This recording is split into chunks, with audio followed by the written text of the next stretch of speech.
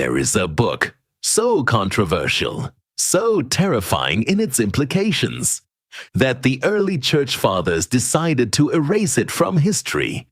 They banned it, they burned it, they tried to make the world forget it ever existed. For nearly 2,000 years, it was considered a myth, lost to time, until in the winter of 1947, a Bedouin shepherd stumbled into a dark cave near the Dead Sea and found something hidden in the dust, the Dead Sea Scrolls, and among those ancient texts was the very book they tried to hide, the Book of Enoch. What was written on those brittle pages was so shocking. It threatened to completely rewrite the history of humanity. It didn't just talk about faith. It talked about an ancient invasion. If you open the book of Genesis, you will find a strange, unsettling verse.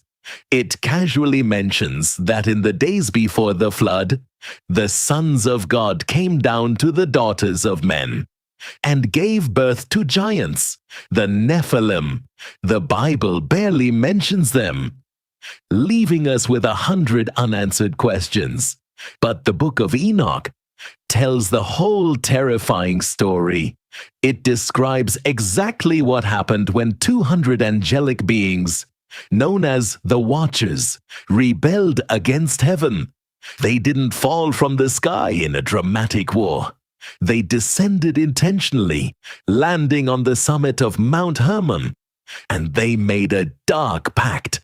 They would take human wives, but in exchange, they would give humanity something incredibly dangerous. We are taught that human civilization evolved slowly, that we figured out how to make tools, build cities, and study the stars over thousands of years. The Book of Enoch tells a very different story. It says human progress was unnatural. The Watchers didn't just bring giants into the world. They brought forbidden knowledge. An angel named Azazel taught men how to forge swords, shields, and weapons of war. He taught them the art of slaughter. Another taught the secrets of the stars and astrology. Another taught the cutting of roots and sorcery. They handed primitive humans the keys to advanced technology, long before we had the wisdom to handle it. They didn't just corrupt our bloodline, they corrupted our innocence. So, why ban this book? Was it because the idea of angels walking among us was too strange? Or was it because of the warning hidden inside it? You see, the story of the Watchers isn't just an ancient myth about giants. It is a terrifying mirror held up to our own time. It is a story about the danger of acquiring godlike power without godlike wisdom. The Watchers gave humanity the power to destroy themselves, and the earth became so saturated in blood and violence that it had to be washed clean by a global flood. The religious leaders of the ancient world didn't just fear the Book of Enoch because of its history. They feared it because it felt like a prophecy. Today, we are unlocking the secrets of the universe at an unprecedented speed.